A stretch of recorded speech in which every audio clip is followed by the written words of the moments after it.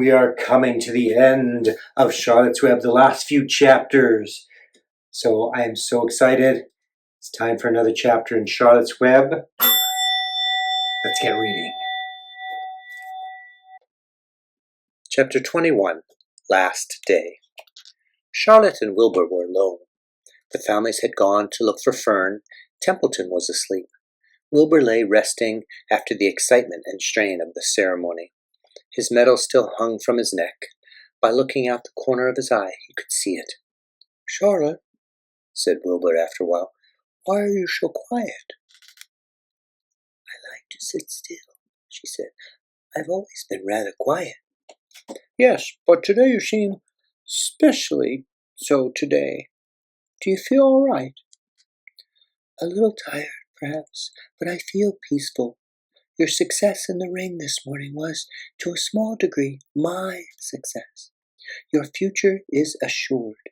You will live secure and safe, Wilbur. Nothing can harm you now. These autumn days will shorten and grow cold. The leaves will shake loose from the trees and fall. Christmas will come, then the snows of winter. You will live to enjoy the beauty of the frozen world, and you mean a great deal to Zuckerman, and he will not harm you ever. Winter will pass, the days will lengthen, the ice will melt in the pasture pond, the song sparrow will return and sing, the frogs will awake, and the warm wind will blow again. All these sights and sounds and smells will be yours to enjoy, Wilbur, this lovely world, these precious days." Charlotte stopped. A moment later, a tear came to Wilbur's eyes. "Oh, Charlotte," he said, "to think that when I first met you, I thought you were cruel and bloodthirsty." When he recovered from his emotion, he spoke again. "Why did you do all this for me?" he asked. "I don't deserve it. I've never done anything for you." "You have been my friend," replied Charlotte. "That in itself is a tremendous thing. I wove my webs for you because I liked you. After all, what's a life anyway? We're born, we live a little while, we die. A spider's life can't help being something of a mess. With all this trapping and eating flies, by helping you, perhaps, I was trying to lift up my life a trifle. Heaven knows anyone's life can stand a little of that." "Well," said Wilbur, "I'm no good at making speeches. I haven't got your gift for words, but you have saved me, Charlotte, and I would gladly give my life for you. I really would." "I'm sure you would, and I thank you for your generous sentiments." "Charlotte," said Wilbur, "we're all going home today.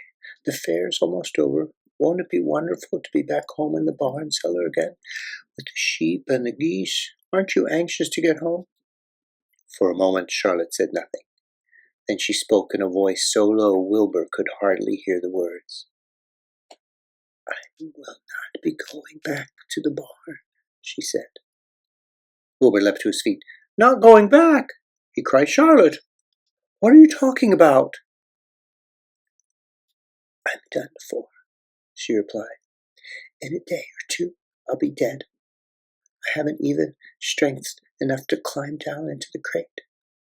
I doubt if I have enough silk in my spinnerets to lower me to the ground." Hearing this, Wilbur threw himself down in an agony of pain and sorrow. Great sobs racked his body. He heaved and grunted with desolation. "Charlotte," he moaned, "Charlotte, my true friend." "Come now, let's not make a scene," said the spider. "Be quiet, Wilbur. Stop thrashing about." "But I can't stand it," shouted Wilbur. "I won't leave you here alone to die. If you're going to stay here, I shall stay too." "Don't be ridiculous," said Charlotte. "You can't stay here. Zuckerman and Lurvy and John Arable and the others will be back any minute now, and they'll shove you into that crate and away you'll go. Besides, it won't make any sense for you to stay. There would be no one to feed you. The fairgrounds will soon be empty and deserted. Wilbur was in a panic. He raced round and round the pen. Suddenly he had an idea. He thought of the egg sack and the 514 little spiders that would hatch in the spring. If Charlotte herself was unable to go home to the barn, at least he must take her children along. Wilbur rushed to the front of his pen. He put his front feet up on the top board and gazed around. In the distance he saw the Arables and the Zuckermans approaching. He knew he would have to act quickly. "Where's Templeton?" he demanded. "He's in that corner, under the straw, asleep," said Charlotte. Wilbur rushed over. Pushing his strong snout under the rat, he tossed him into the air. "Templeton!" screamed Wilbur. "Pay attention!" The rat, surprised out of a sound sleep, looked first dazed and then disgusted. "Why, what kind of monkey shine is this?" he growled. "Can a rat catch a wink of sleep without being rudely popped into the air?" "Listen to me," cried Wilbur. "Charlotte is very ill. She has only a short time to live. She cannot accompany us home because of her condition. Therefore, it is absolutely necessary that I take her egg sack with me. I can't reach it, and I can't climb. You're the only one who can get it. There's not a second to lose. The people are coming. They'll be here in no time. Please, please, please, Templeton, climb up and get the egg sack." The rat yawned. He straightened his whiskers, and he looked up at the egg sack.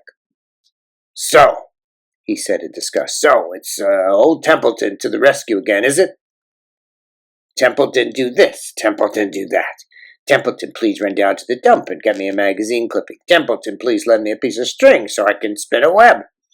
"Oh, hurry," said Wilbur. "Hurry up, Templeton." But the rat was in no hurry. He began imitating Wilbur's voice. "So, it's hurry up, Templeton, is it?" he said. "Ho, ho, and what thanks do I even get for these services, I would like to know. Never a kind word for old Templeton. Only abuse and wisecracks and side remarks. Never a kind word for a rat." "Templeton," said Wilbur in desperation, "if you don't stop talking and get busy, all will be lost, and I will die of a broken heart. Please climb up." Templeton lay back in the straw. Lazily, he placed his forepaws behind his head and crossed his knees in an attitude of complete relaxation. "Die of a broken heart," he mimicked. "How touching. My. I notice that it's always me you come to when in trouble, but I've never heard of anyone's heart breaking on my account. Oh, no. Who cares anything about old Templeton?" "Get up!" screamed Wilbur. "Stop acting like a spoiled child." Templeton grinned and lay still. "Who made trip after trip to the dump?" he asked.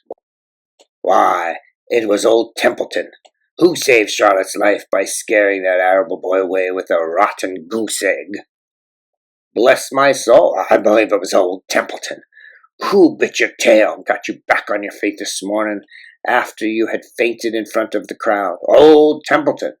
Has it ever occurred to you that I'm sick of running errands and doing favors? What do you think I am, anyway? A rat of all work?" Wilbur was desperate. The people were coming, and the rat was failing him. Suddenly he remembered Templeton's fondness for food. "Templeton," he said, "I will make you a solemn promise. Get Charlotte's egg sack for me, and from now on I will let you eat first. When Lurvy slops me, I will let you have your choice of everything in the trough, and I won't even touch a thing until you're through." The rat sat up. "Oh, you mean that?" he said. "I promise. I cross my heart." "All right, it's a deal," said the rat. He walked to the wall and started to climb. His stomach was still swollen from last night's gorge. Groaning and complaining, he pulled himself slowly to the ceiling. He crept along till he reached the egg sack. Charlotte moved aside for him. She was dying, but she still had strength enough to move a little. Then Templeton bared his long, ugly teeth and began snipping the threads that fastened the sack to the ceiling.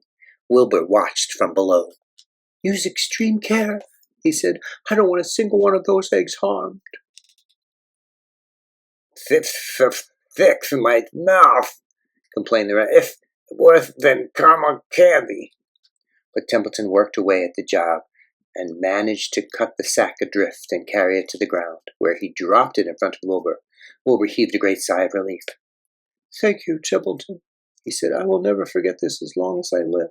Neither will I," said the rat, picking his teeth. "I feel as though I'd eaten a spool of thread. Well, home we go." Templeton crept into the crate and buried himself in the straw. He got out of sight just in time. Lurvy and John Arable and Mr. Zuckerman came along at that moment, followed by Mrs. Arable and Mrs. Zuckerman and Avery and Fern. Wilbur had already decided how he would carry the egg sack. There was only one way possible. He carefully took the little bundle in his mouth and held it there, on top of his tongue. He remembered what Charlotte had told him, that the sack was waterproof and strong. It felt funny on his tongue and made him drool a bit, and of course he couldn't say anything, but as he was being shoved into the crate he looked up at Charlotte and gave her a wink. She knew he was saying goodbye in the only way he could, and she knew her children were safe. "Goodbye," she whispered. Then she summoned all her strength and waved one of her front legs at him. She never moved again. The next day, as the Ferris wheel was being taken apart and the race horses were being loaded into vans and the entertainers were packing up their belongings and driving away in their trailers, Charlotte died. The fairgrounds were soon deserted. The sheds and buildings were empty and forlorn. The infield was littered with bottles and trash. Nobody, of the hundreds of people that had visited the fair, knew that a gray spriter had played the most important part of all. No one was with her when she died. And please don't forget to like and subscribe right here in the Reading Studio. You can get your own copy of Charlotte's Web. Let's bring back this beautiful classic. You can have your parents read it aloud, or if your parents, you can read it. If you're a kid who can read, enjoy it, get going. It's an amazing story. Lots to learn about Charlotte, Wilbur, and characters that relate to real life.